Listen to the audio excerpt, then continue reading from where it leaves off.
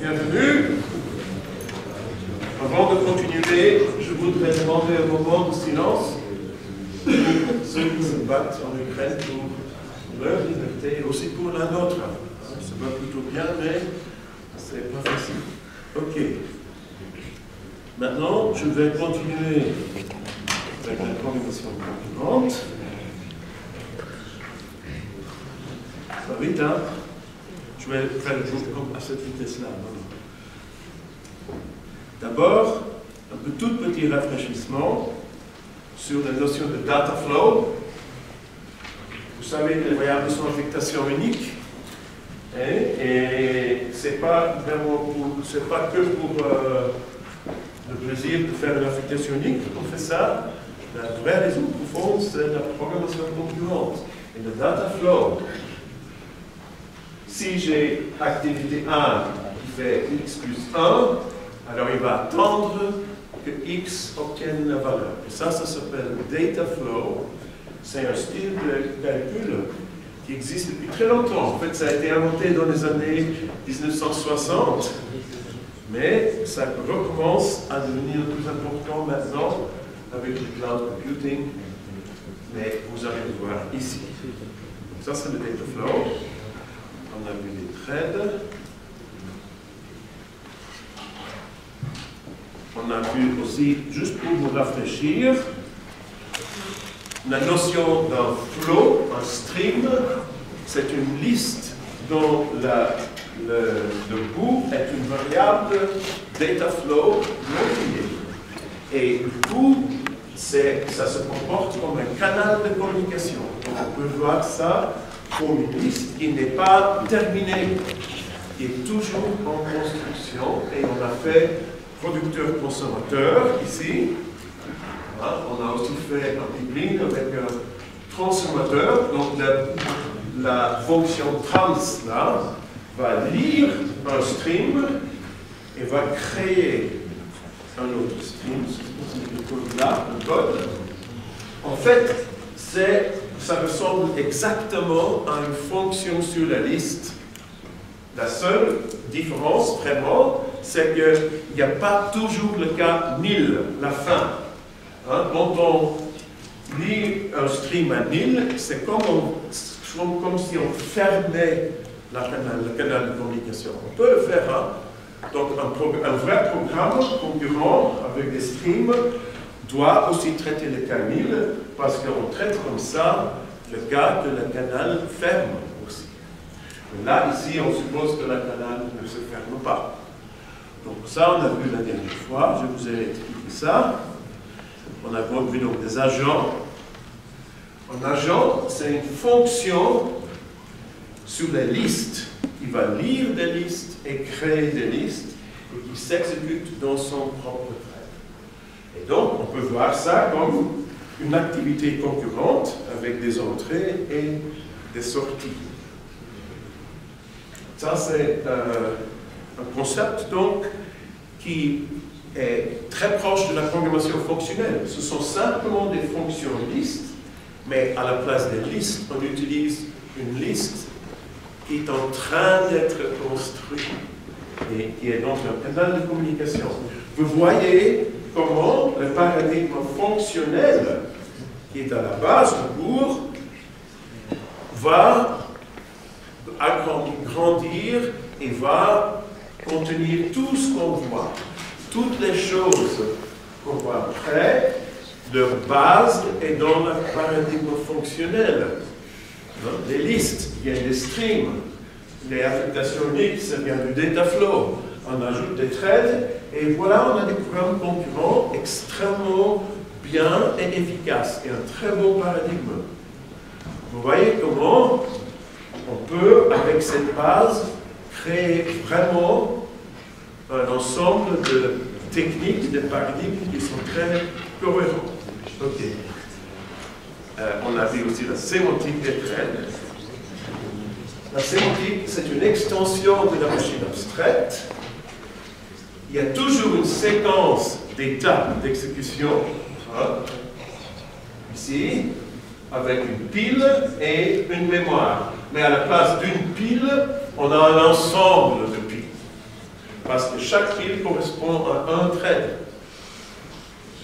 Vous pouvez déjà inférer de ça que les exceptions ne marchent que à l'intérieur d'un thread. Vous vous souvenez que les exceptions, c'est quelque chose où on définit un contexte par rapport à un thread.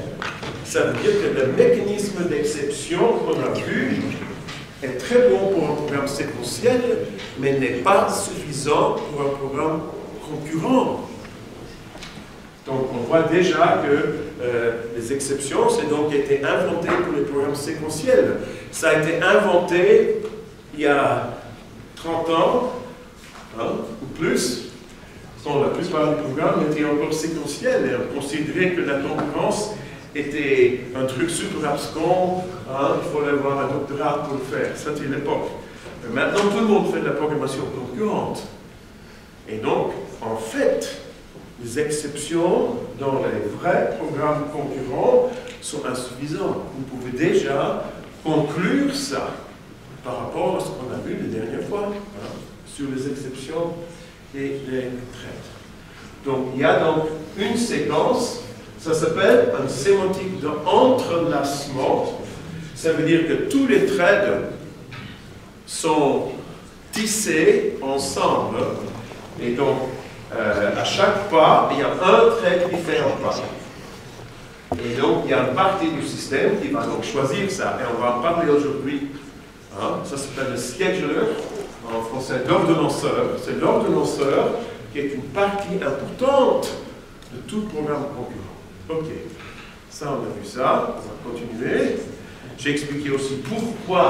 Ça c'est un peu les raisons profondes. Les sémantiques d'entrelacement, c'est une manière de définir la sémantique des programmes concurrents.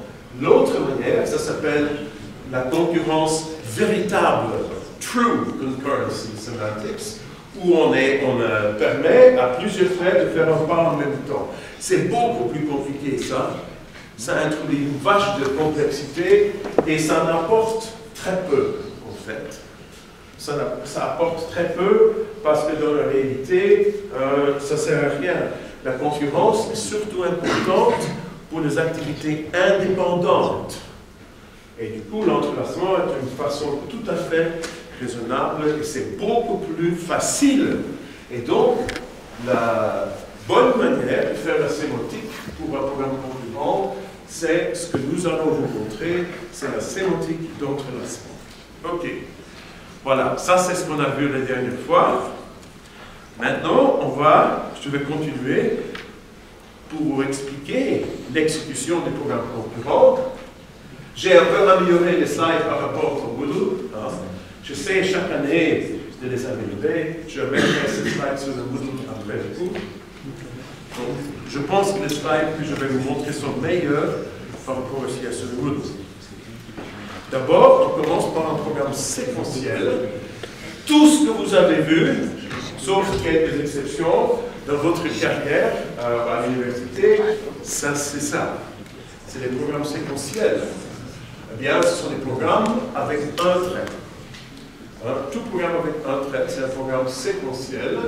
Les états d'exécution ont un ordre total.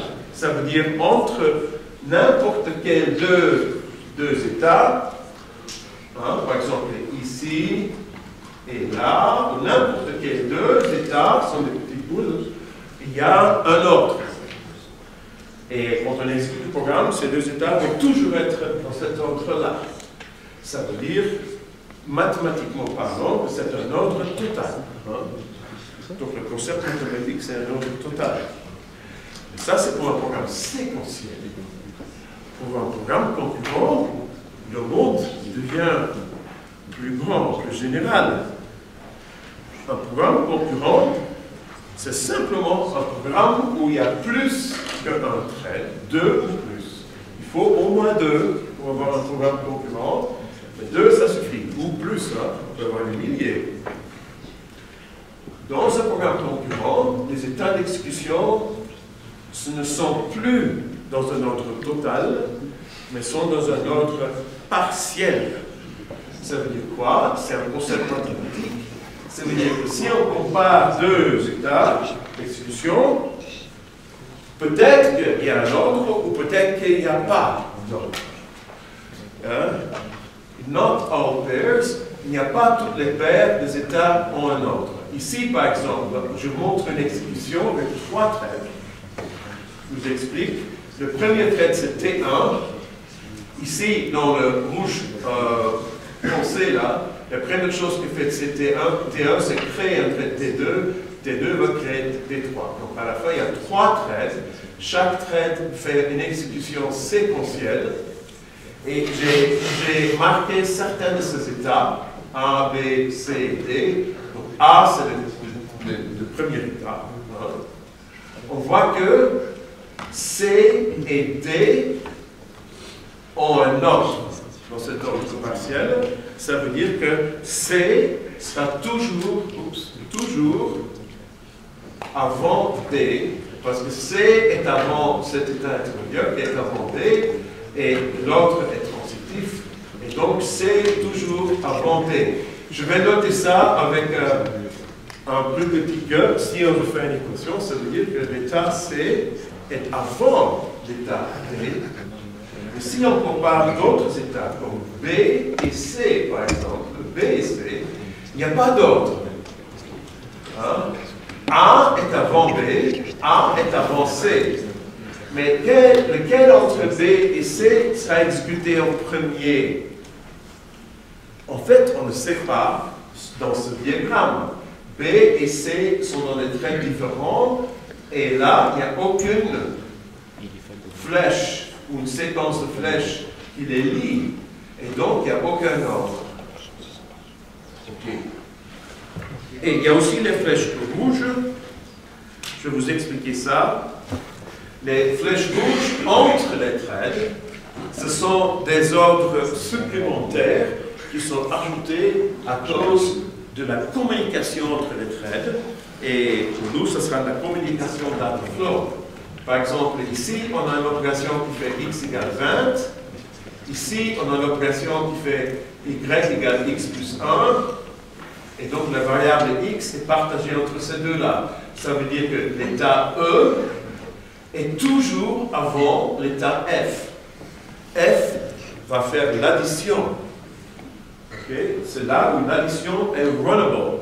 Ça ne peut arriver que après que les x soient liés. Donc E doit toujours être avant F.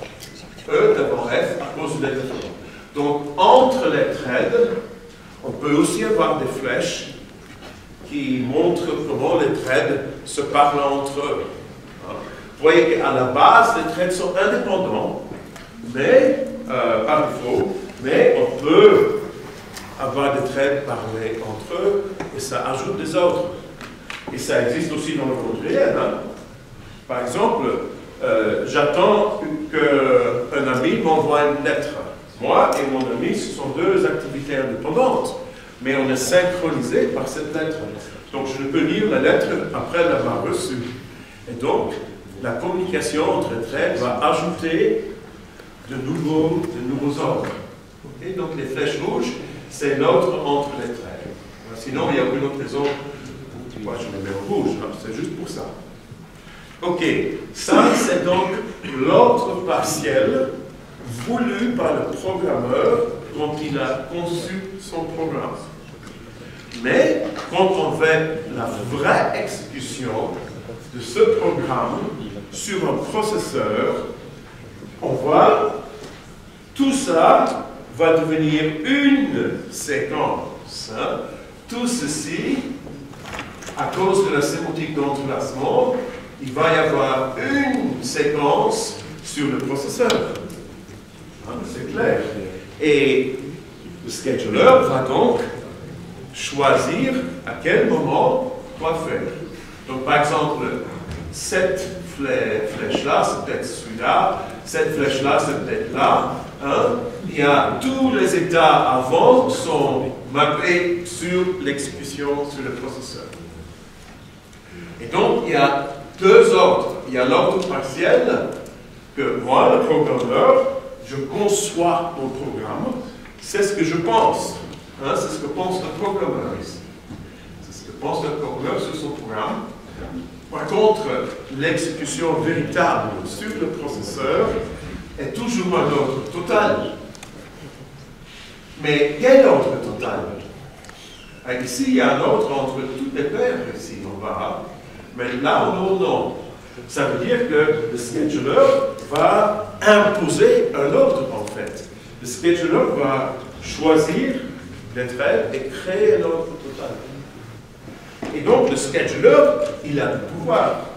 Il a du pouvoir, là. Il peut choisir à quel moment, quel thread exécuter. Ça, c'est un choix. Un choix fait par quelqu'un d'autre que le programmeur. Donc, il n'y a pas que le programmeur qui contrôle l'exécution, c'est le scheduler aussi son mot à dire. Vous voyez ça? Le scheduler a un pouvoir de décision sur le programme, tout comme moi, le programmeur. Si quelqu'un d'autre que moi peut faire des choix, on appelle ça le non-déterminisme. Ça veut dire que moi, je n'ai pas un contrôle absolu. J'ai délégué une partie de mon contrôle absolu au scheduler, en fait. Pourquoi j'ai fait ça? Parce que je pense que les threads sont des activités indépendantes et je ne veux pas m'occuper de gérer comment mettre ça sur un processeur. Je laisse ce travail au scheduler. OK? Donc, comprenez bien, l'ordre partiel, c'est ce que le programme concurrent vu par le programmeur, défini par les threads, et l'ordre total de la vraie exécution sur le processeur. Et du coup, il est clair que pour un ordre partiel, on peut avoir beaucoup d'ordres total. Par exemple, si je vais juste un petit exemple, si j'ai ça,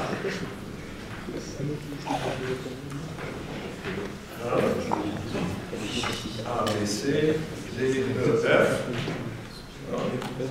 eh bien, on a des flèches là, c'est états d'exécution. On peut donc faire un ordre total. On a 4 instructions qui s'exécutent ici. 1, 2, 3, 4.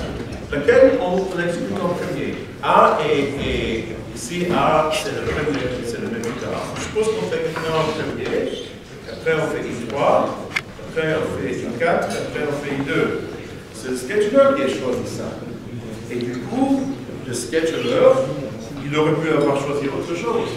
Donc, en général, il y a beaucoup d'ordres possibles avec le même ordre partiel. OK.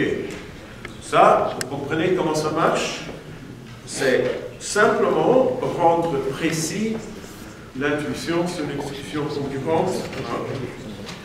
Je dois donc maintenant parler de non-déterminisme. Le non-déterminisme est une sorte de diable, une sorte de démon qu'il faut maîtriser si on veut faire des bons programmes concurrents. Donc le non-déterminisme, c'est la capacité d'un système de faire des décisions qui sont indépendantes du développeur, du programmeur. Des décisions, des choix. Ça veut dire qu'à un certain moment, il y a un degré de liberté. Le système, il y a plusieurs possibilités et c'est le système qui choisit, et pas le développeur.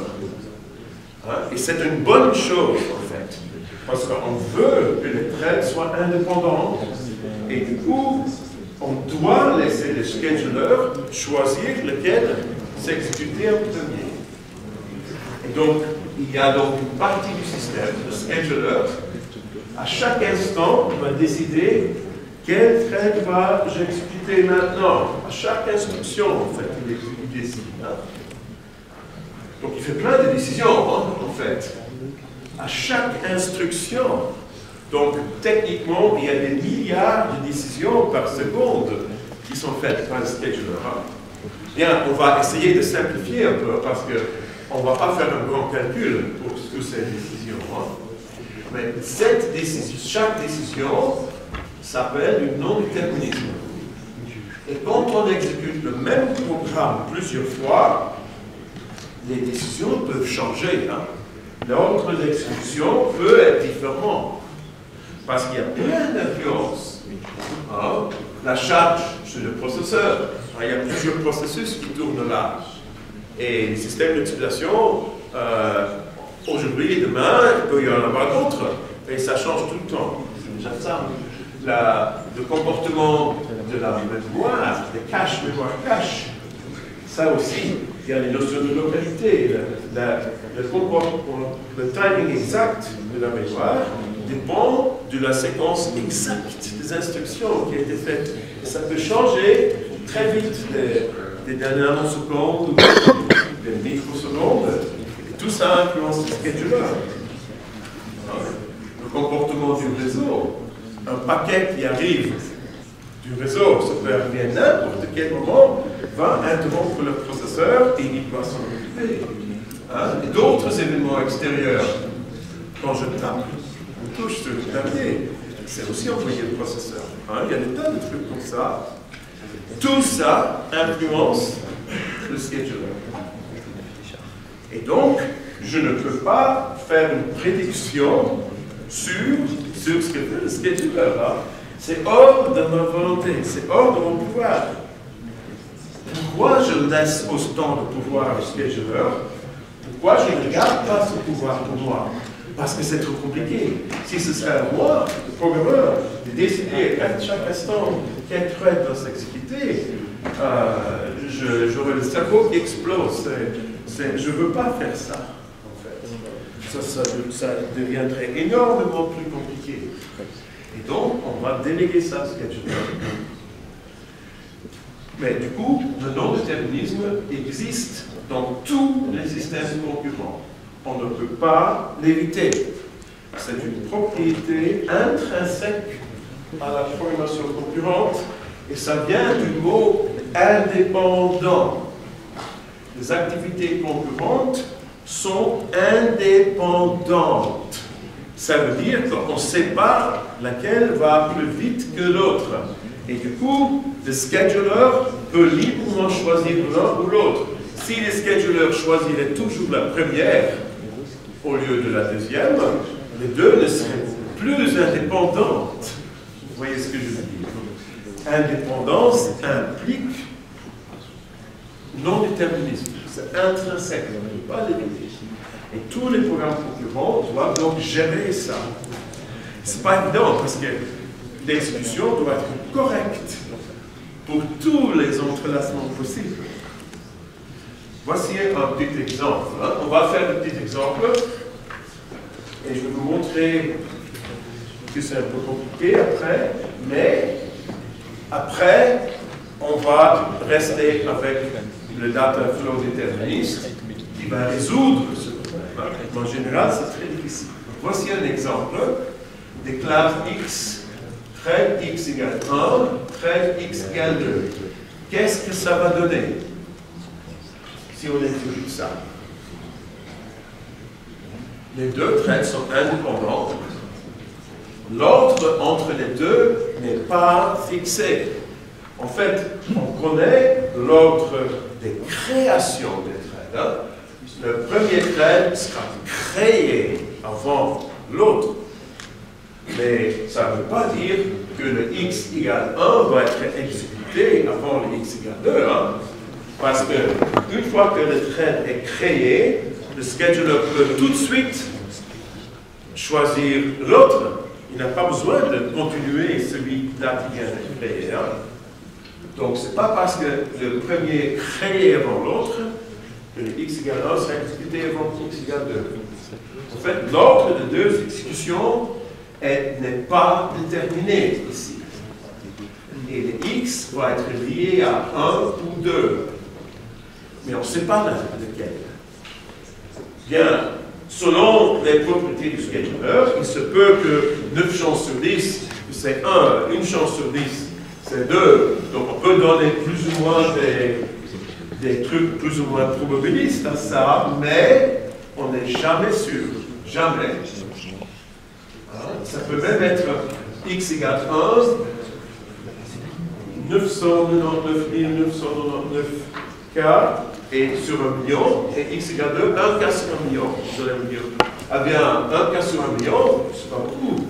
Bah, ça suffit pour bien casser les choses, parce que les ordinateurs, c'est très rapide. Hein. Faire 1 million d'instructions, ça ne prend pas beaucoup de temps. Et donc, il n'y a aucune manière de savoir si x sera 1 ou 2. Et dans ce cas, donc le premier thread choisi par le scheduler va réussir à lier x. Le deuxième va donc faire 1 égale 2. Et ce n'est pas possible. Il va donc faire un race d'une exception. Le deuxième thread va s'arrêter en erreur.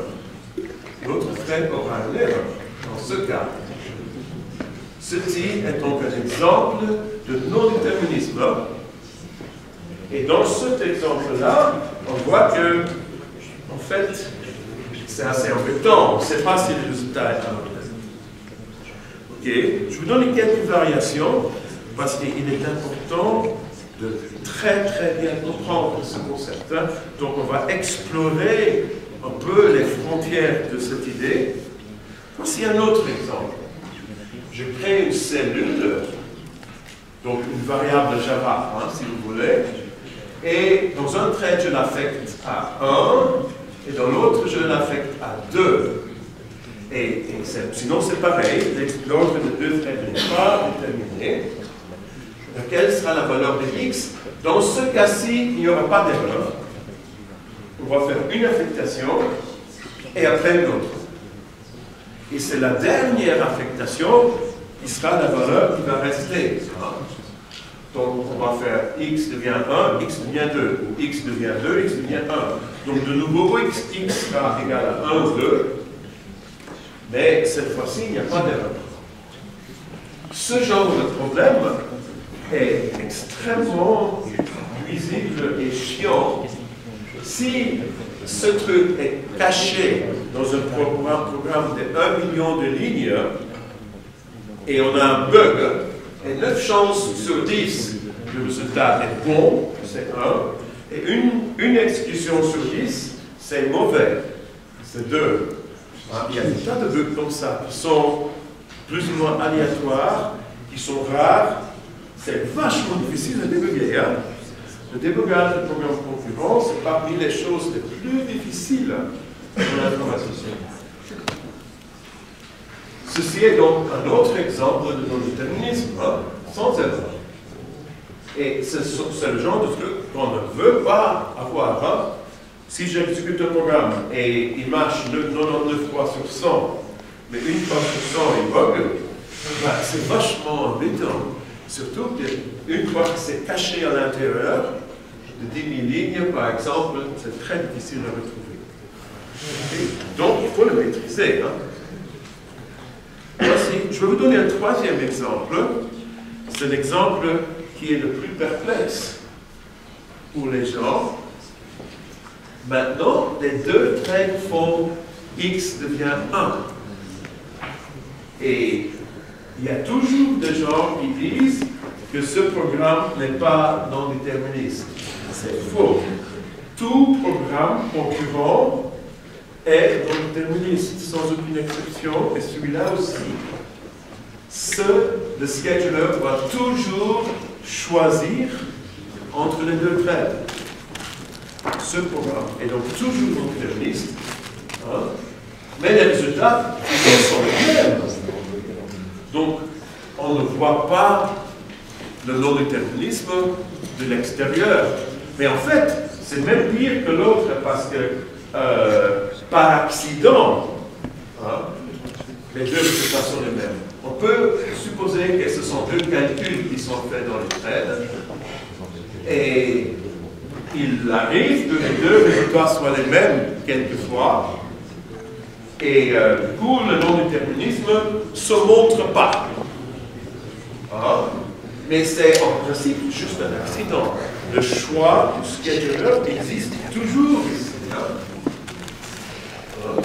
Et donc, c'est toujours un programme non-déterministe.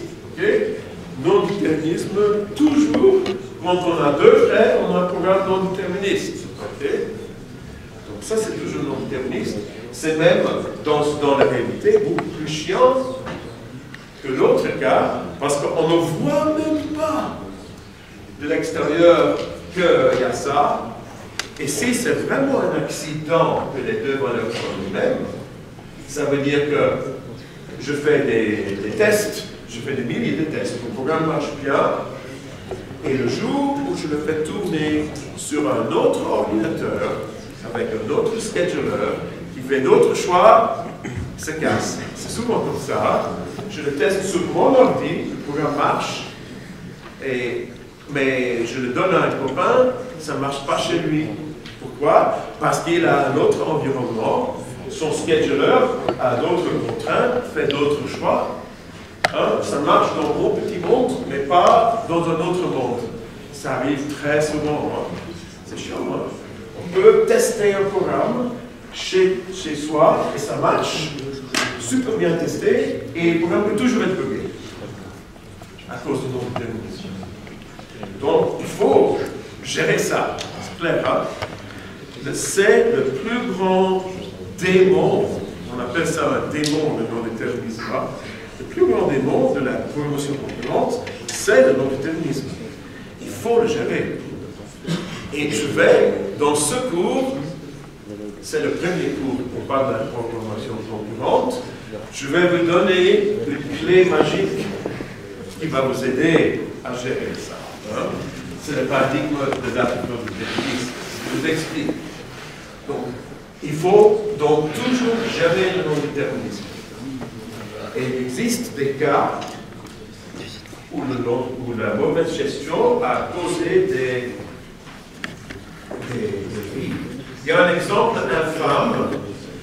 Si vous tapez ça sur Google, Teract 25, c'était dans les années 70.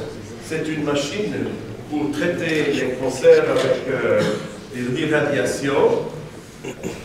Hein, très mal programmé, avec un petit ordinateur à l'intérieur, un clavier. Si le technicien tapait un peu trop vite, ça a donné des événements, ça a fait en sorte que le scheduler montre un non-déterminisme et le patient recevait une dose de radiation qui était 1000 fois la valeur tapée. C'est pas très agréable. Donc, il y a des tas de patients qui étaient brûlés, et il y en a même eu des morts, et c'est à cause du non-déterminisme. La société avait un peu mal programmé son truc, ils avaient testé ça chez eux, mais dès qu'on l'a installé dans les hôpitaux, l'environnement est différent, surtout les techniciens dans les hôpitaux tapaient trop vite, beaucoup plus vite que les gens qui testaient la société. Hein. Et du coup, ça donnait une autre séquence d'événements au scheduler et ça fait sortir un bug qui existait déjà, hein, qui n'a pas été trouvé par la société. Donc ça, c'est il y a d'autres exemples, mais ça, c'est un des exemples les plus infâmes de bugs de concurrence. Hein. Il y a d'autres problèmes, hein, où les sociétés perdent des dizaines de millions d'euros à cause des bugs de ce type. Donc il faut, mais là c'était particulièrement grave parce que ça mettait des vies en danger. Il ne faut pas que ça mette des vies en danger quand même, un bug comme ça. Hein. Donc il faut le gérer. It should not affect correctness. Le programme doit toujours être correct pour tous les choix possibles du scheduler. Et il y en a beaucoup, hein. En fait, des milliards par seconde, techniquement. Hein. Tout ça doit marcher. Vous pouvez imaginer que ce n'est pas forcément facile. Hein. Et en fait, le problème, c'est les threads et les cellules ensemble. Quand on regarde, le vrai problème, c'est ce problème-là, en fait. C'est quand on a une cellule et des cellules et des threads. Parce que les threads peuvent faire des affectations. Et s'il y a un problème de scheduling, le premier thread ou le deuxième thread, ça peut changer et la valeur peut changer. Et donc c'est très souvent un problème à cause des threads et des cellules ensemble. Donc, vous allez me dire, c'est très simple, il suffit de ne pas utiliser les threads et les cellules ensemble. Et on n'a pas ce problème. C'est totalement vrai. Le problème, c'est que la plupart des langages ne font que ça. En Java, les cellules sont partout. Toutes les variables Java sont des cellules. Et on a des threads, C++, C#, tout. Tous les langages les mettent ensemble. Mais je vais vous montrer une solution à ce problème. C'est le dataflow déterministe. Parce qu'il y a des threads, mais il n'y a pas de cellules. Et du coup, le problème n'existe pas en fait. Donc le dataflow déterministe fait automatiquement la gestion du non-déterminisme. C'est l'avantage principal de ce paradigme. C'est le seul qui fait ça. En fait, c'est parce que c'est de la programmation fonctionnelle. La programmation fonctionnelle, hein, vous aurez pu imaginer que c'est une lubie de théoriciens de penser que c'est un bon paradigme. Mais après, aujourd'hui, si vous continuez à penser ça, hein, c'est que votre cerveau est resté quelque part ailleurs. Hein. C'est-à-dire, dans le dataflow déterministe, le résultat, le programme concurrent, est toujours le même. Comment est-ce possible? Parce qu'il y a des threads. Le non-déterminisme du scheduler, qui existe toujours, hein, si on a plusieurs threads, n'influence pas les résultats dans ce paradigme. C'est le seul paradigme qui a cette propriété. Et c'est important. Hein. Et donc c'est clair que si on fait un programme concurrent, on va privilégier ce paradigme. Donc le non-déterminisme du scheduler n'influence pas le résultat. C'est très très bizarre. Hein. Pour Java, ce n'est pas vrai du tout. Ce n'est vrai que pour la programmation fonctionnelle et le dataflow déterministe, qui est une version concurrente, mais toujours fonctionnelle. Je dis, on ne peut pas dire qu'il n'y a pas de non-déterminisme, mais on peut dire qu'il n'y a pas de non-déterminisme observable. Ça veut dire qu'on ne voit jamais le non-déterminisme. C'est un peu subtil, la différence. Hein? Le non-déterminisme existe toujours. Chaque programme concurrent, qui a au moins deux threads, a un scheduler et c'est non-déterministe. Point. C'est très simple. Mais dans le dataflow déterministe, malgré ça, les résultats sont toujours les mêmes. Et donc, le non-déterminisme ne peut pas introduire un bug. Si les gens qui avaient fait cette machine auraient connu ce paradigme, ils n'auraient pas eu de problème. Et ça fait partie du design, c'est une propriété du paradigme lui-même. Donc le programmeur est libre de faire ce qu'il veut. C'est automatique, cette propriété. Vous voyez que c'est fort, hein? C'est vraiment très fort, et c'est pour ça que ceci est de loin le meilleur paradigme pour la programmation concurrente. Alors, vous allez me dire, si c'est le cas, pourquoi est-ce que tout le monde utilise Java? Ben, c'est une très bonne question, hein? Pour des raisons historiques, pour des raisons de legacy. Parce que c'est une chose qui n'a pas toujours été très connue. Vous savez, l'informatique, ça passe aussi dans les modes.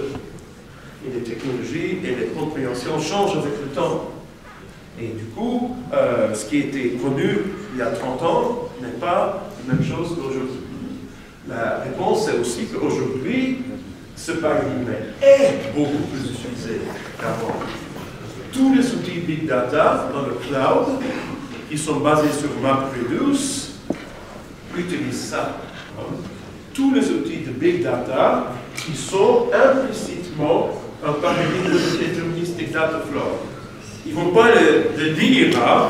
Ils ne vont peut-être même pas vraiment comprendre ça, parce que ce n'est pas des informaticiens, souvent avec une très bonne compréhension des fondations théoriques. Mais le Big Data actuels utilisent ce paradigme presque toujours. Pourquoi? Parce que si on tourne un programme sur 100 ou 1000 ordinateurs et qui doit marcher dans un système distribué, réparti avec beaucoup d'ordinateurs, il est très difficile à débugger un truc comme ça, hein? Un truc qui tourne sur 100 ordinateurs, avec tous les problèmes que ça peut engendrer.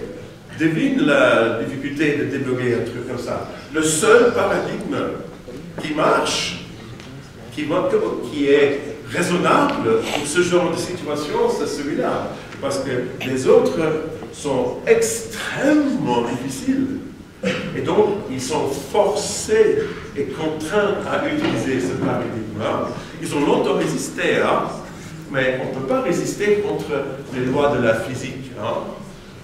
Elles arrivent. Donc, ce paradigme est donc le plus important. Théoriquement, on peut dire que c'est une conséquence de la programmation fonctionnelle du théorème de Church-Russell que j'ai mentionné. En fait, ça, c'est la base théorique. Le résultat ne dépend pas de l'ordre de réduction. À la base, ça vient de là. Donc, c'est toujours le nombre de calcul qui est derrière. C'est la puissance du nombre de calcul qui soutient le monde du big data. C'est incroyable, hein? Monsieur Alonzo Church, dans les années 30, a une petite idée dans sa tête. Cette idée est devenue une industrie de 100 milliards d'euros et de dollars. C'est incroyable, non? Parce que c'est le nombre de calcul qui est à l'origine de ça. Ok, je continue. Comment est-ce qu'on va créer un scheduler? Parce que on doit, dans chaque système concurrent, mettre un scheduler. Voilà. C'est un bout de code, un scheduler. Hein? Et à chaque fois, il doit se décider sur quel thread exécuter. Ce n'est pas un miracle. Il faut définir comment ça marche. Dans tous les systèmes concurrents, il y a une partie du code qui est le scheduler. Hein? Comment est-ce que ça marche, un scheduler? Bah, la première idée, ils disent depuis longtemps, ça s'appelle time slices, une tranche de temps. Le problème, c'est qu'on ne peut pas décider à chaque instruction de tourner le scheduler. Hein? Parce que, bon, on a une fréquence horloge de 3 GHz, on ne peut pas tourner des schedulers 3 milliards de fois par seconde, ça va vachement ralentir. Et donc, on ne va pas décider toutes les 0,3 secondes. Hein? Alors, on fait ce qu'on appelle des tranches de temps. Ça veut dire que quand on laisse exécuter un thread, on le laisse pendant un certain temps. On dit, on te donne 10 millisecondes, par exemple. Hein, c'est un temps typique actuel. Je pense sur un ordinateur, un laptop classique, ce temps est typiquement 10 millisecondes.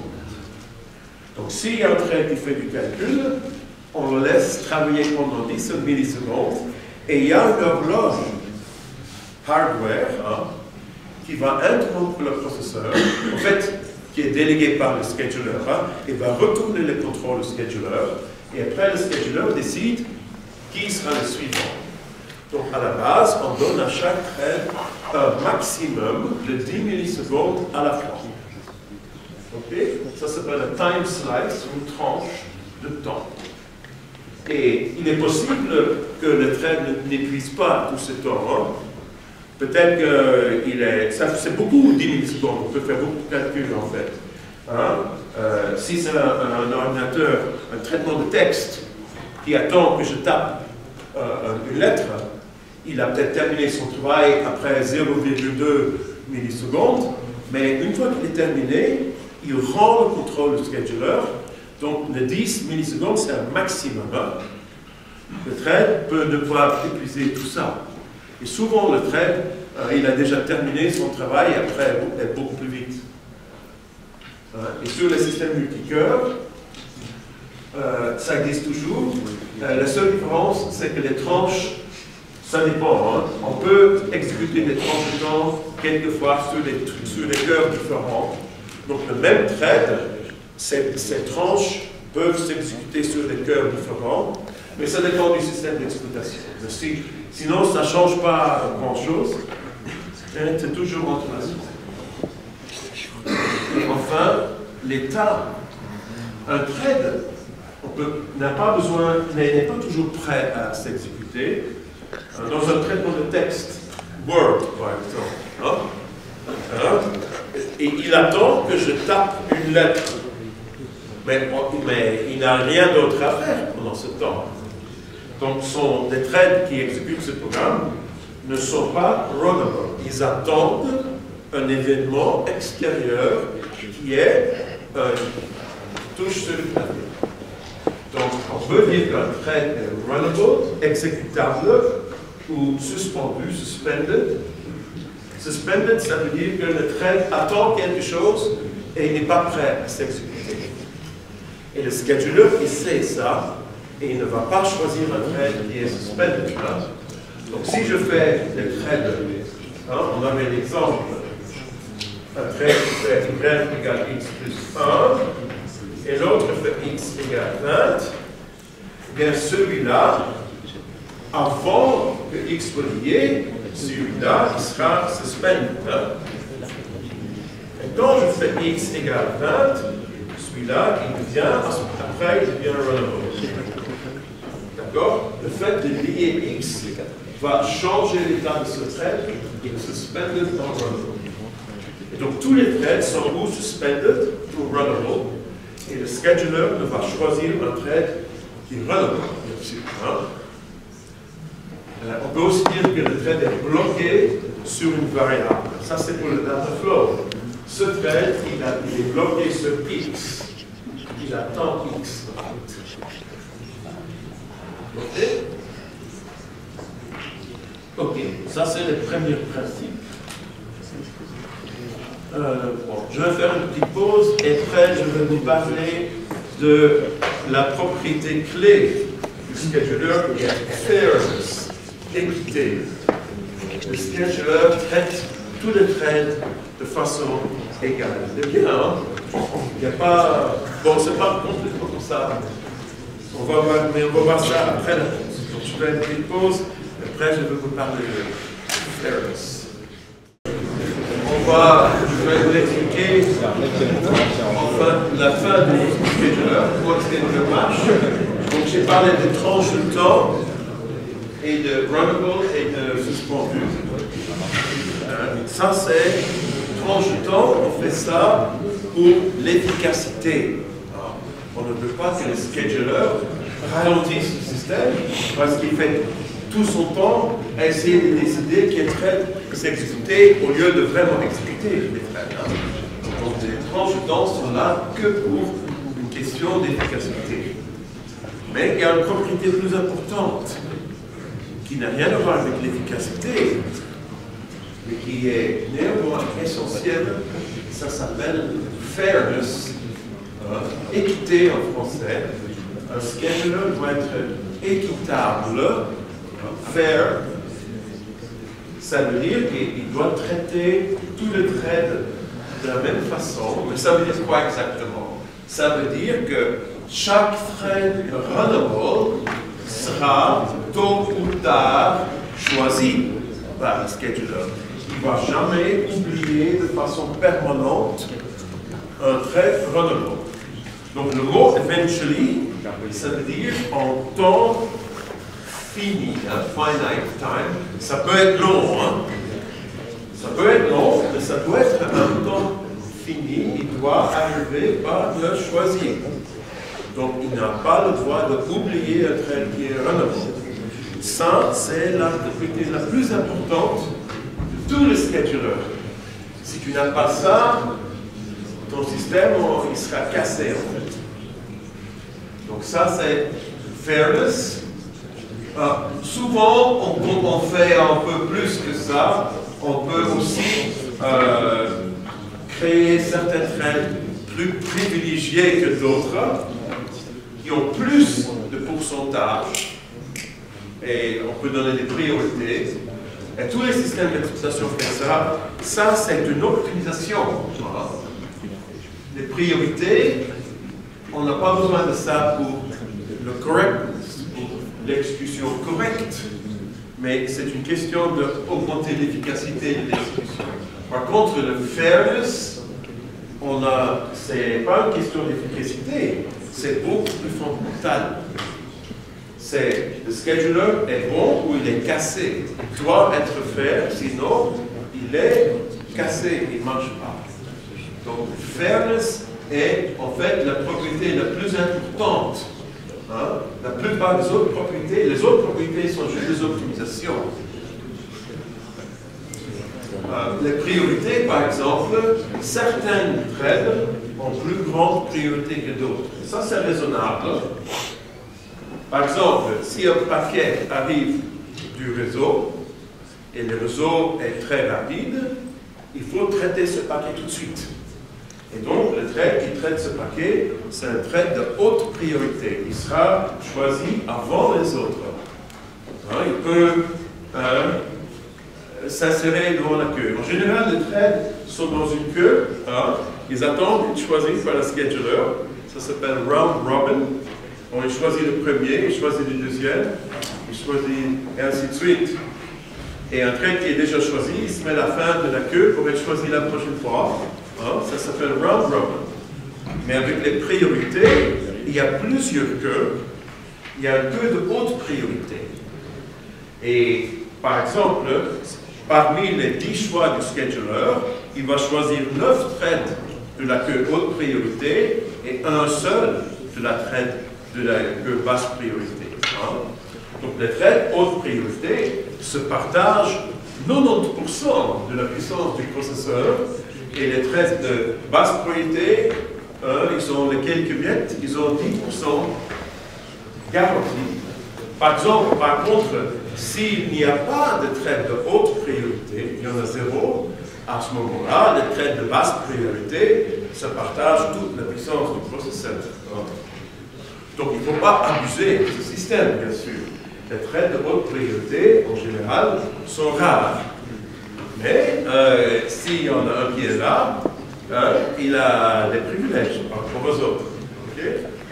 Mais le fairness s'applique aux deux. Hein? Même un thread de basse priorité a une garantie d'être choisi par le scheduler. C'est important si on veut raisonner sur le programme. Si on veut raisonner sur l'exécution, il faut voir si le programme est correct, et on a un programme concurrent, on doit pouvoir supposer que chaque thread va s'exécuter. Sinon, on ne peut pas raisonner sur les terminaisons. Chaque thread va, à un certain moment, terminer. Okay? Et si on ne peut pas dire ça, on ne peut pas raisonner sur les programmes. Donc le fairness est essentiel, hein, une propriété essentielle du scheduler, et le programmeur peut compter là-dessus. Hein.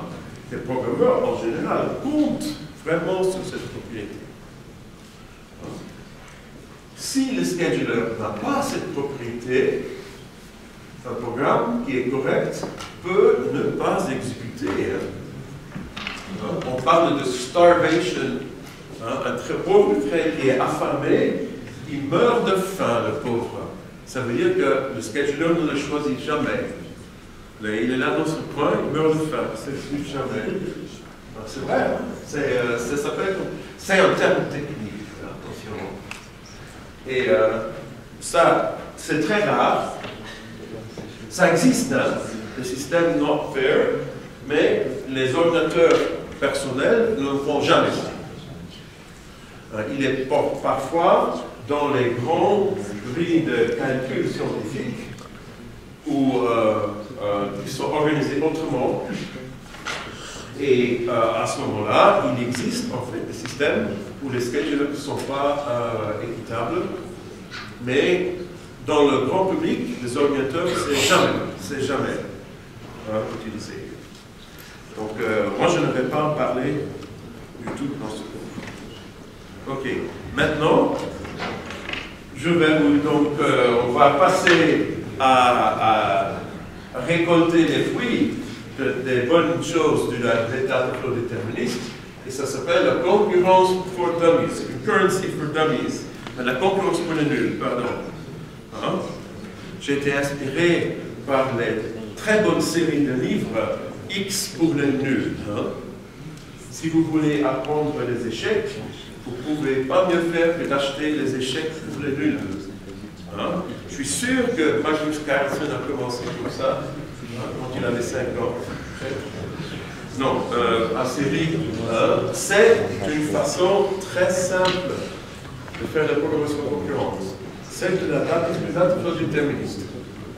Et on a déjà fait la semaine dernière, hein, avec les pipelines, système multi-agent, hein, trans, vous souvenez l'agent, si on lui donne 1, 2, 3 avec une fonction carrée, il donne toujours 1, 4, 9. Vous voyez, il est déterministe en fait. Hein.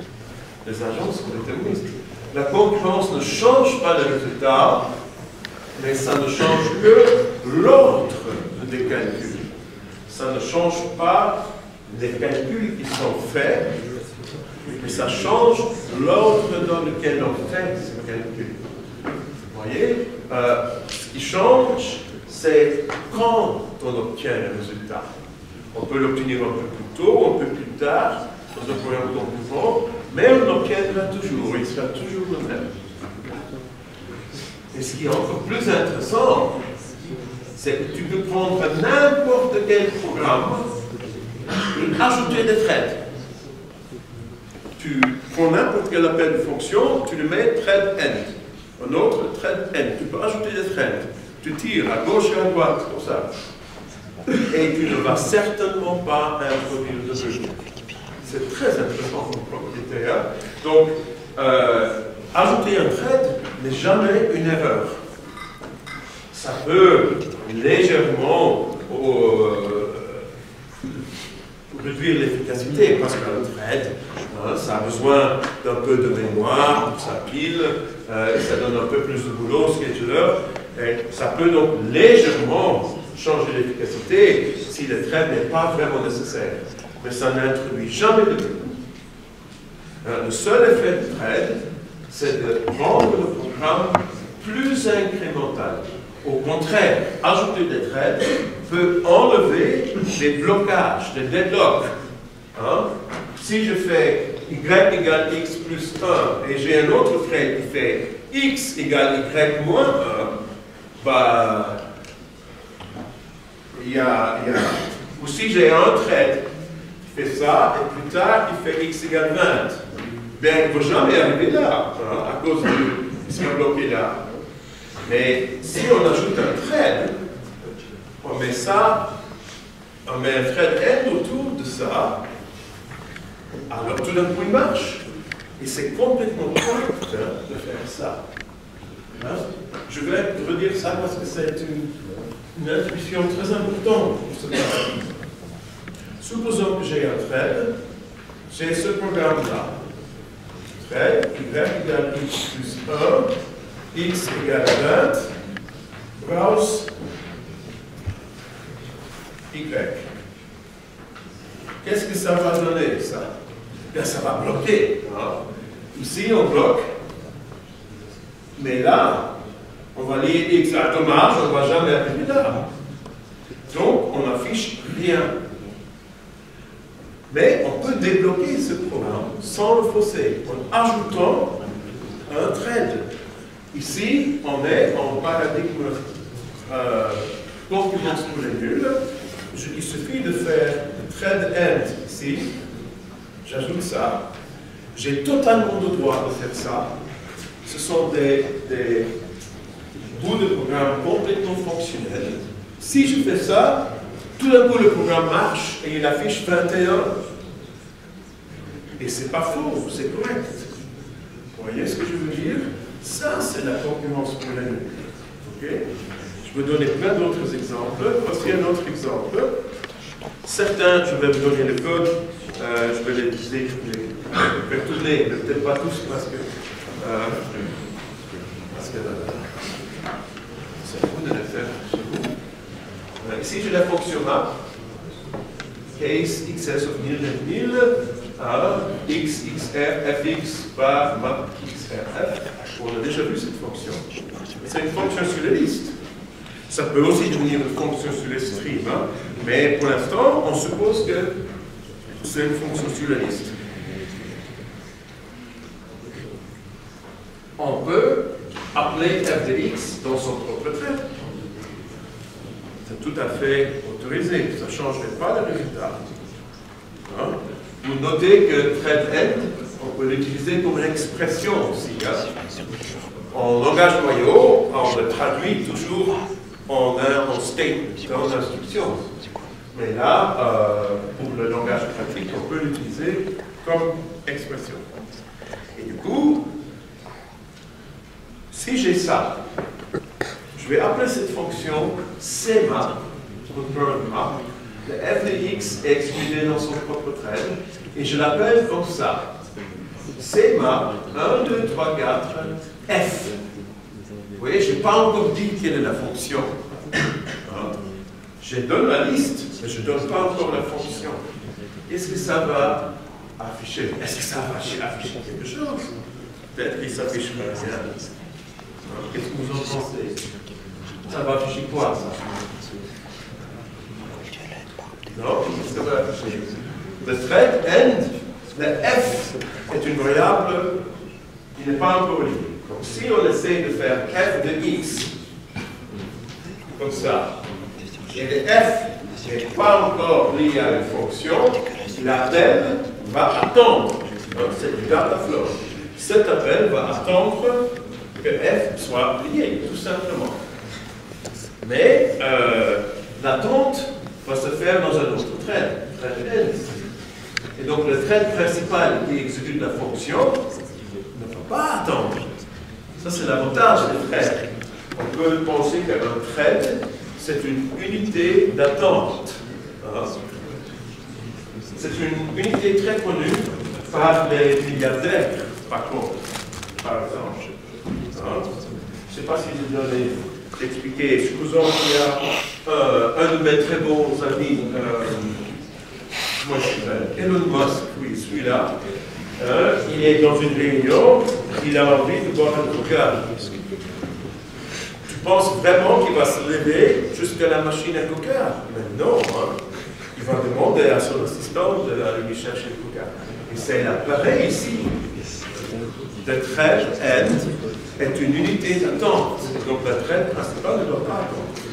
Donc ce qui va être affiché ici, la fonction va s'exécuter complètement. Elle va créer 4 threads qui vont tous les 4 attendre sur F. Donc, en fait, le browser va donc afficher une liste de 4 variables non liées. C'est intéressant, hein? Ça veut dire qu'une partie du résultat est déjà connue. Alors, on sait que le résultat est une liste de 4 éléments. Même sans connaître la fonction, ce programme sait déjà calculer une partie du résultat.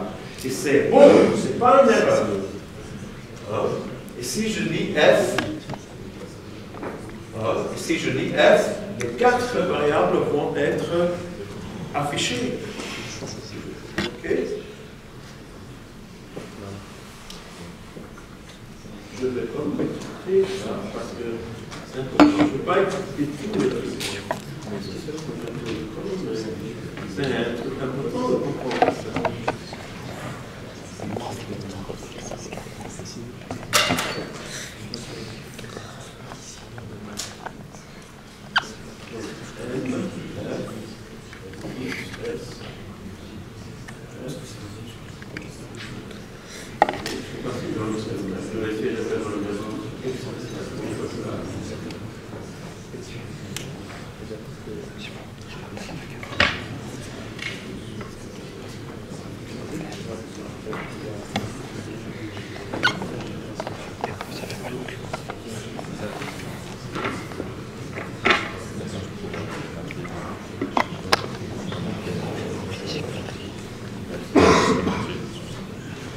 C'est ça, hein? Ça c'est pas de l'erreur.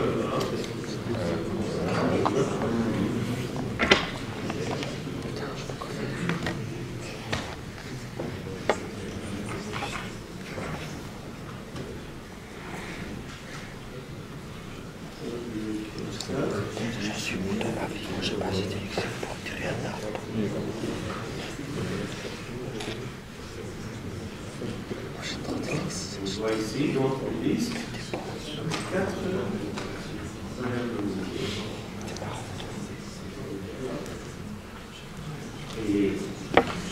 Et donc, vous voyez que le programme, il y a plusieurs choses qu'on peut apprendre ici. Le programme ne peut pas tout exécuter. Parce qu'il y a une F de particules, c'est bloqué. Par contre, une partie du programme s'exécute. Et troisièmement, tous les résultats donnés sont bons. Il est possible que le programme ne sait pas assez pour donner un résultat complet, mais tout ce qu'il donne est cohérent avec le vrai résultat. Okay? Donc tout ce qu'il peut te donner ne peut pas être contredit par la suite. Si je lis F, le résultat serait toujours une liste de 4 éléments. Si je fais maintenant F égale ça par exemple, je lis F, j'ai 1, 4, 9, 16. Et vous voyez donc le résultat complet est cohérent avec le résultat partiel quand F n'est pas connu. Et donc, à chaque fois quand on ajoute des traits, on lit les variables, on ajoute des traits, à ce moment-là, le programme peut aller plus loin, mais ça ne donne jamais une erreur. Alors, la question, qu'est-ce qui arriverait si f de x n'était pas dans un trait f? Si on faisait simplement fx par c map x f. À ce moment-là, on n'affichera rien. Le trait principal bloquerait la première fois qu'on essaye d'appeler fx. Et plus rien s'exécuterait après, le browse ne sera même pas exécuté. OK? Donc chaque thread end débloque. Ça enlève un verrou, si vous voulez. Chaque thread end qu'on ajoute va débloquer un peu plus le programme. OK? Là, c'est bon, on a vu ça. OK. Ça, c'est donc concurrency for dummies. Je vous rappelle, donc, on peut donc ajouter des traits à volonté sans changer le résultat. Il est très simple de prendre un programme fonctionnel et le rendre concurrent. Il suffit d'insérer des threads end aux endroits dont on a besoin de concurrence, c'est-à-dire les endroits qui pourraient bloquer. Par contre, si vous faites erreur et que vous ajoutez trop de threads, pas de panique, vous n'allez jamais introduire un bug. Donc, de ça, aucune boucle infinie, aucun bug, rien. Faire trop de threads, vous ne va en rien changer l'exactitude du programme. C'est très intéressant comme propriété. Ça ne marche pas en Java. Impossible. Tu dis ça à un programmeur Java, sa tête explose. C'est impossible. C'est vraiment très fort, ça. Ça ne marche que dans le data flow déterminé, c'est ça. Et c'est donc très intéressant. En Java, on a un autre concept qui s'appelle un moniteur. Alors, en Java, on appelle ça un objet synchronisé. Et c'est vachement compliqué. C'est super chiant à utiliser. Mais il y a des millions de programmeurs qui utilisent Java. Et donc, se plier devant cette énorme masse de programmeurs médiocres qui utilisent Java. Donc, mais c'est vraiment pas la bonne façon de faire de la programmation. Donc, le concurrency for dummies est de loin la meilleure façon. Et je vais aussi un peu vous expliquer pourquoi ça marche. Je vais essayer de vous donner une petite intuition là-dessus. Ici, je définis une autre fonction, Fibonacci. C'est un exemple qu'on utilise souvent pour faire des programmes très exponentiels. Fibonacci de 0, c'est 0, 1 c'est 1, sinon Fibonacci de x, c'est Fibonacci x moins 1 plus x moins 2, et donc on a une séquence qui commence avec 0 et 1, et chaque élément suivant c'est la somme des deux précédentes. 3, 5, 8, etc. Et ça monte très vite, c'est exponentiel, et le nombre d'appels récursifs monte aussi très vite. Alors, je vous montre ça parce que je veux un programme qui crée beaucoup de traites. Donc, je mets le premier appel, fib x-1, dans son propre trait. Ce n'est pas vraiment nécessaire ici, parce que fib x- ne va pas bloquer. Donc, il n'y a aucun blocage. Donc, en fait, ça ne sert à rien. Ça va simplement créer beaucoup de traites. Je vais le traduire en langage noyau un peu pour vous montrer qu'est-ce qui se passe. J'ai le résultat, c'est fib x-1 plus fib x-2. Et supposons qu'on a donc deux variables locales, f1, f2. Le résultat, c'est f1 plus f2. Et f1 est égal à trait fib x-n. Et le résultat, c'est f1 plus f2. Donc, il y a une dépendance, c'est la flèche rouge ici, entre l'appel de fib x-1 et l'addition.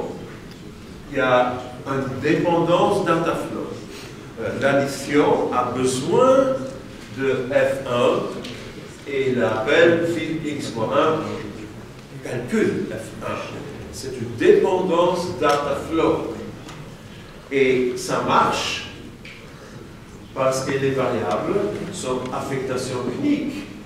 Donc, l'instant que le f1 est lié ici, l'addition peut continuer. Et comme on ne peut être lié qu'à une seule valeur, si on le lit tôt ou tard, ça ne change rien. Le résultat sera toujours le même. Okay? Donc, le concurrence est nulle. Ça marche un peu à cause de la dépendance dataflow. En plus de Church-Rosser, c'est que les variables dataflow ne cassent pas Church-Rosser. Ça travaille avec. Et si on appelle fib avec un grand argument, on va créer beaucoup de traits. Voici Fibonacci de 6. Ici, j'ai un diagramme avec des petits pointillés, c'est la création d'un trait. Et les trucs qui descendent, c'est la synchronisation avec les résultats. Donc, ça, c'est des additions. Les petites boules sont des additions. Et les trucs qui montent sont les créations de traits. Et on voit que Fibonacci de 6 va créer 1, 2, 3, 4, 5, 6, 7 traits, en plus du trait principal. Et en Mozart 1, il y avait un outil qui permettait d'observer, malheureusement, il n'existe pas en Mozart 2, observer les traits. Ici, par exemple, on voit le nombre de traits créés depuis le début du système. Donc, si on exécute quelque chose du genre Fibonacci de 25 ou Fibonacci de 30, on a 121 000 traits exécutés. Et voici les traits en fonction du temps. À un certain moment, il y avait 20 000 traits qui s'exécutaient au même moment. On peut aussi les compter. On peut calculer.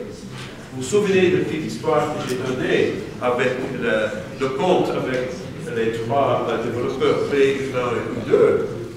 Eh bien, on peut faire à peu près la même chose ici. On peut compter le nombre de fois que la Fibonacci est appelée. Et là, vous allez voir pourquoi on fait un exchange. Donc, je crée une cellule et je fais ici mon Fibonacci concurrent, mais j'ai une petite procédure incrément de C ici. Incrément de C va incrémenter la cellule. Et je vais utiliser un exchange et pas une affectation. Ça marche au Mozart 2. Vous pouvez expliquer ça. Je ne vais pas faire C devient contenu de C plus 1. Je ne vais pas faire comme ça. Parce que dans un programme concurrent, ce n'est pas correct. En fait, les cellules, là, je fais une cellule dans mon Fibonacci. Et il faut faire très attention avec les cellules. Vous allez comprendre tout de suite un peu pourquoi. Si je fais C égale C plus 1, je fais ça pour incrémenter le contenu de la cellule. Dans un programme concurrent, c'est un bug. Si je fais comme ça. C'est un bug.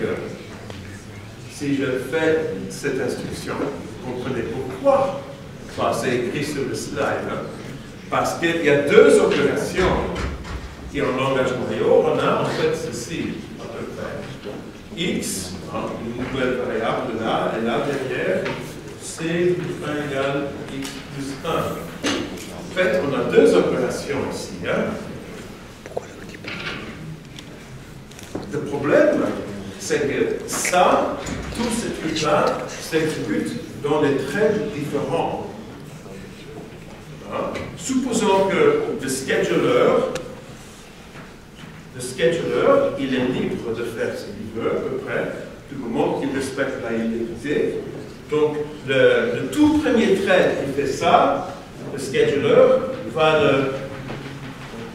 l'arrêter juste là. Après, le x égale le contenu de C. Après, il va exécuter des millions de threads qui vont incrémenter C. Et à la fin, il va réveiller ce thread et il va dire C devient x plus 1. Tout ce travail a été gentiment mis à la poubelle. Vous voyez que ça, dans un programme concurrent, c'est une erreur. Comment est-ce qu'on peut incrémenter? Incrémenter, c'est simple, non? Comment est-ce qu'on peut incrémenter un nombre dans un programme concurrent? Pas comme ça. Ça, on aura une fausse valeur si on fait ça. Et en plus, c'est non déterministe. Si on exécute le même programme plusieurs fois, on peut avoir des valeurs différentes selon les lubies du scheduler. Alors, comment on fait? La solution la plus simple, c'est d'utiliser Exchange. Là, vous allez maintenant comprendre l'intérêt de Exchange. Ça, j'explique ça. Parce que l'Exchange fait une lecture et une écriture de façon atomique. Ça veut dire que le scheduler ne peut pas s'arrêter au milieu. Donc, Exchange, c'est X, Y. X, c'est l'ancienne valeur. Y, ça sera la nouvelle valeur. Ça, c'est une opération. Donc, X relié à l'ancienne valeur et Y est affecté à la nouvelle valeur, mais Y n'est pas encore lié. Mais après, on fait Y égale X plus 1 et c'est bon. Donc, les exchange marchent. Donc, on peut donc exécuter les exchange dans tous les traits différents et le compte, il sera bon. Okay? Donc, avec ce programme, et je vous encourage de jouer un peu avec ça, avec un programme comme ça, on peut donc compter le nombre de threads exécutés dans un programme concurrent. Vous voyez que sans l'exchange, ça aurait été plus difficile. Hein? D'ailleurs, sans l'exchange, c'est très difficile. On peut le faire. Si je veux incrémenter une variable, une cellule, dans un programme concurrent, je n'ai pas exchange, c'est possible techniquement, théoriquement c'est possible, mais c'est extrêmement compliqué. On a besoin d'un algorithme qui s'appelle Decker's algorithm. Decker's algorithm, ça permet de faire des exchanges en utilisant que des read et des write. C'est un algorithme assez compliqué.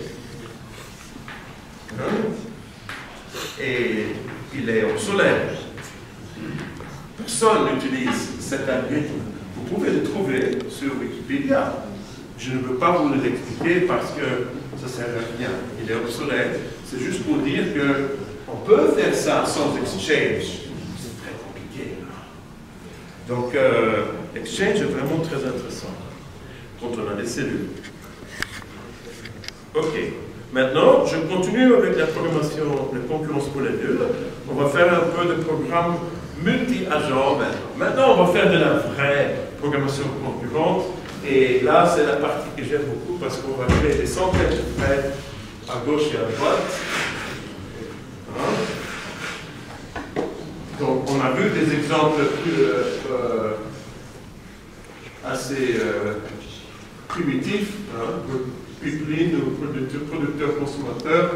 Allez, on va essayer de faire des trucs un peu plus costauds, quand même, des programmes concurrents.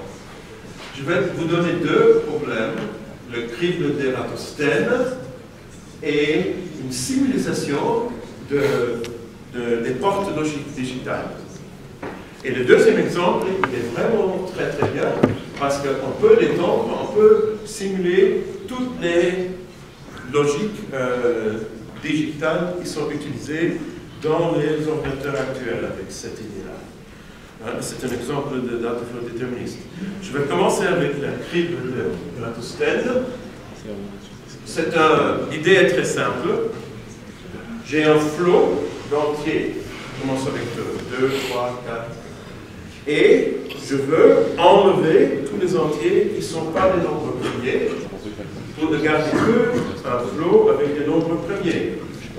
Donc il y a un certain grec qui s'appelle Ératosthène qui est tombé là-dessus il y a quelques milliers d'années. C'est pour ça qu'on l'appelle d'après lui. Et ce qu'il a fait lui, on va le faire en quelques lignes de code. Ça le surprendra. J'aimerais bien l'avoir à côté de moi. Bonjour, Ératosthène. Vous pouvez... Oh, c'est pas intéressé. Je vais créer des agents. Et chaque agent a une tâche. Il enlève des multiples d'un entier.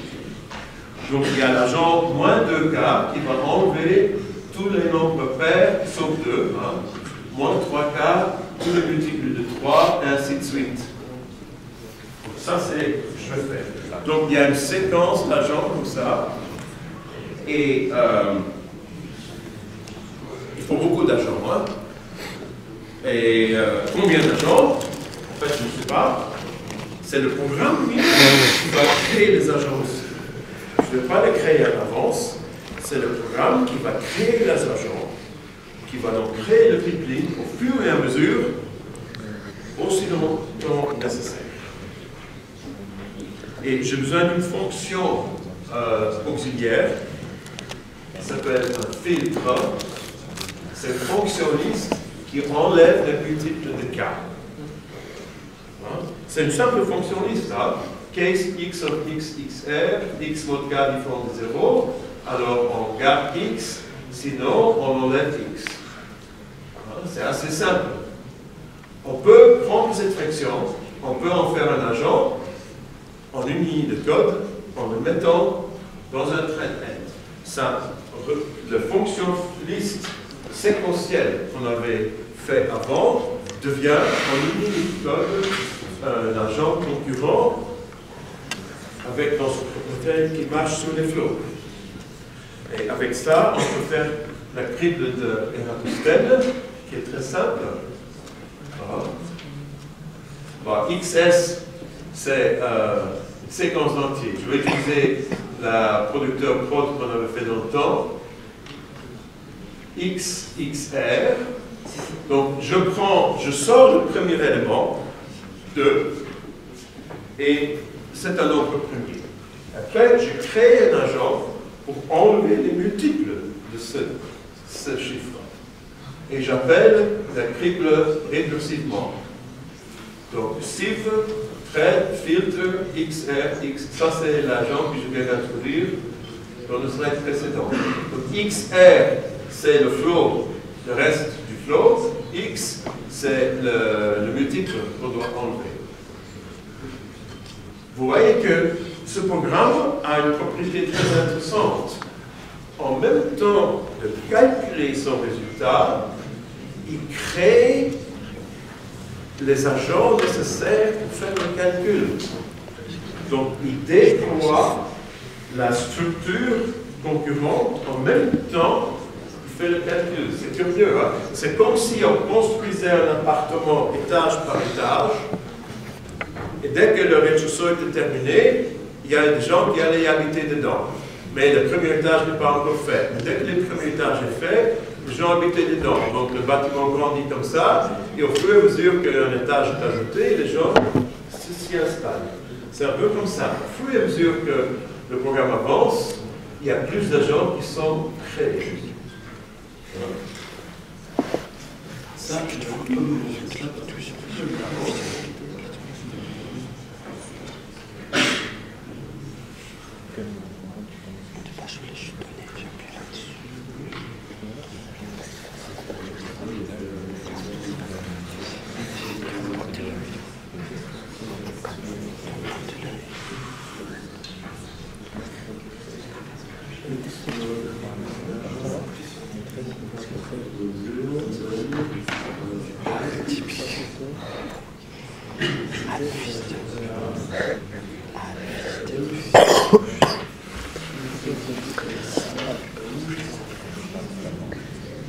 c'est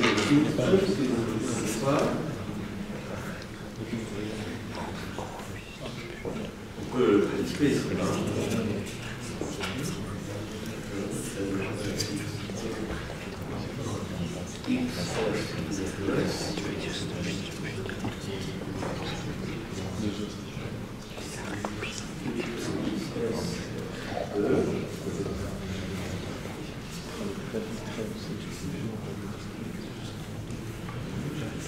Ici, on a un agent qui prend une liste XS, float, et on affiche XS.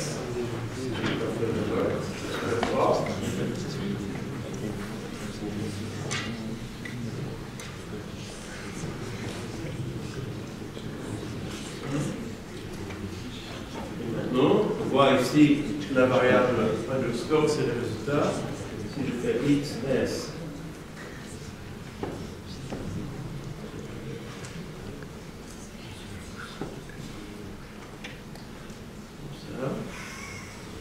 ça a l'air de marcher, hein? 3, 5, 7, 3, 2, 3, 2, 3, 4, 5, 6. Ok, très bien.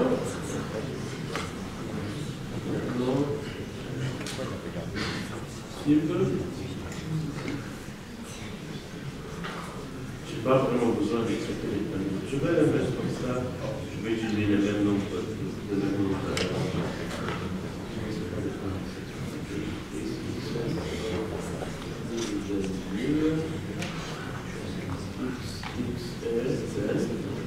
Ça c'est X, cible. Et là j'ai créé mon agent.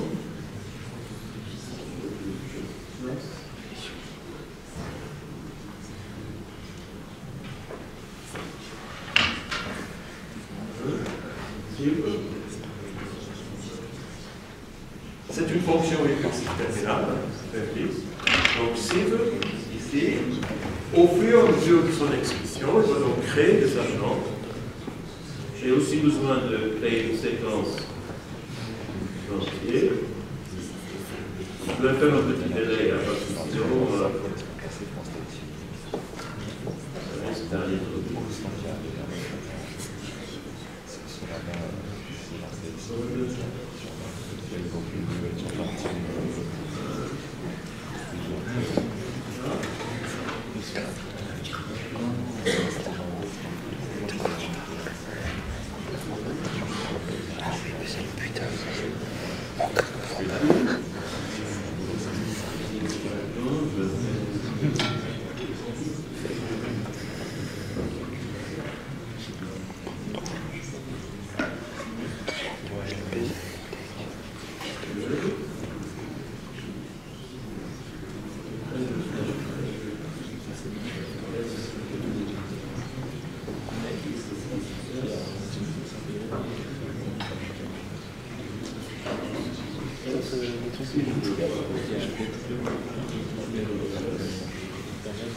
On va voir la liste de flow original et le résultat.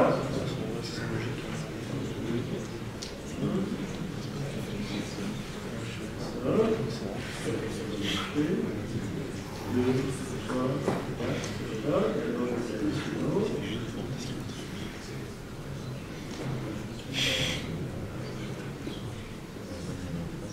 le suivant, moi m'habite parce qu'il n'y a plus de nombre premiers qui vont se faire.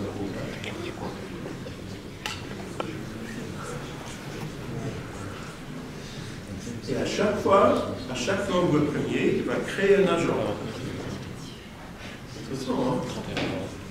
Combien d'agents il va créer? Bah, il y a un agent par nombre premier. Donc ici, on a déjà 4, 5, 6, 7, 8, 9, 10, 11, 12, 13, 14 threads. Donc c'est déjà un programme relativement concurrent. Il y a le nombre de threads va augmenter avec le temps. Là, il y a déjà une quinzaine de threads. Ah, ça continue comme ça. Vous pouvez jouer avec ça. C'est grave de jouer avec ça. Donc, c'est vraiment comme programme.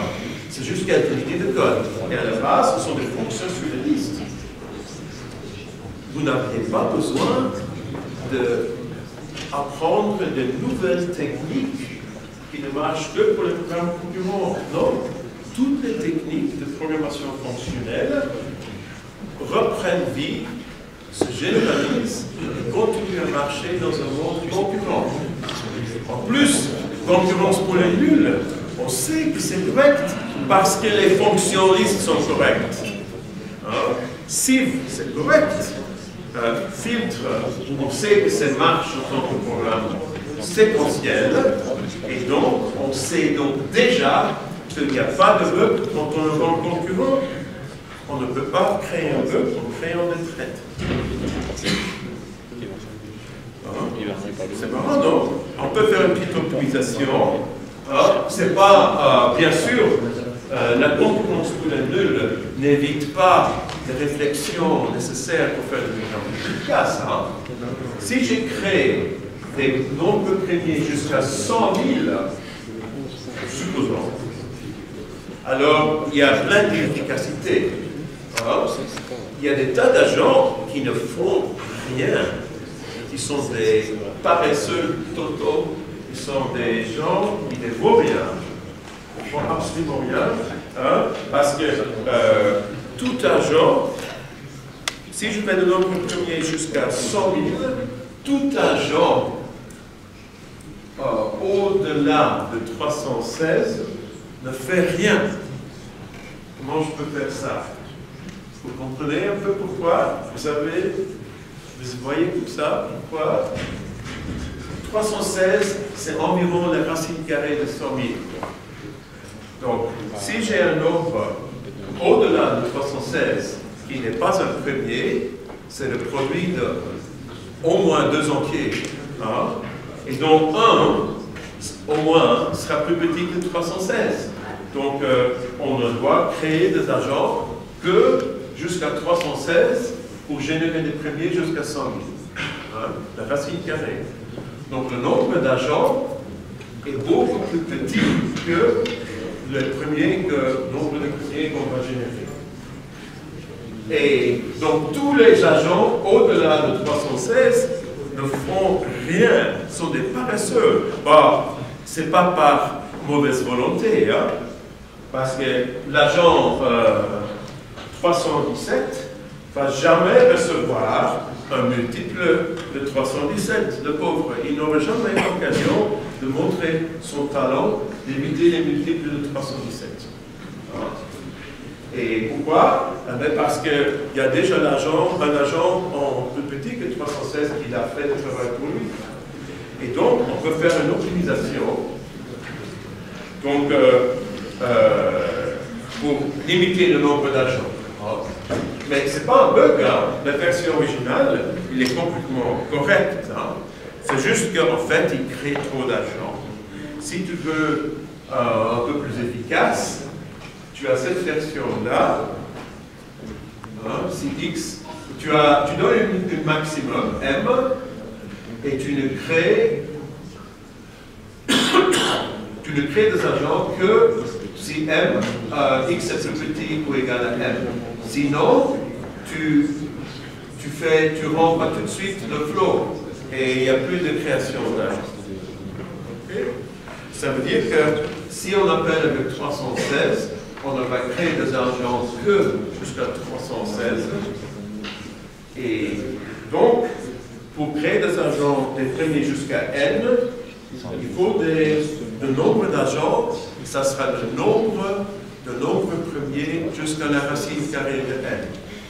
Bien sûr, vous pouvez tout de suite vous dire combien c'est. Hein? Vous connaissez tout de suite tous les théorèmes de nombre premier, non? Non, vous ne connaissez pas. Bon, c'est pas grave. Hein? C'est pas beaucoup, c'est une septantaine, mais vous pouvez, disons, environ 70, 60, 70. Hein? La quantité de nombre premier en dessous de n, c'est n divisé par notre ln de n. Donc 316 divisé par ln de 316, hein, on peut faire le calcul. Mais c'est pas beaucoup. Hein, ça fait environ 70, 60, je sais pas. Hein?